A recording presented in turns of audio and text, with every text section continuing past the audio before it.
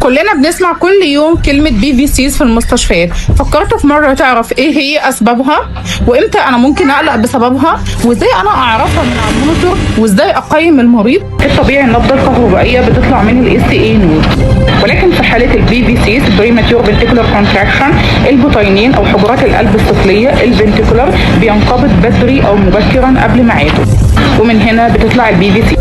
وعشان تعرف BVCs على المونيتور بتكون QRS واسعة وشكلها مختلف عن باقي الكونتراكشنز اللي على المونيتور. واسباب حدوث BVCs اول حاجه زياده النيكوتين والكافيين في الجسم، استخدام بعض الادويه زي الدايجوكسين، الايموشنال ستريس والتوتر العصبي، والالكترولايت امبالانس زي الهايبركاليميا. علشان اقيم BVCs لازم اشوف الابيكال بالس واقارنه بالراديال بالس. والBVCs عادة بتكون هارمليس مش خطر إلا في حالات إن يكون بيحصل BVCs فريكوانت متواصل أو بشكل متتابع بيحصل BVCs، هنا ممكن يؤدي إلى ventricular fibrillation أو ventricular tachycardia.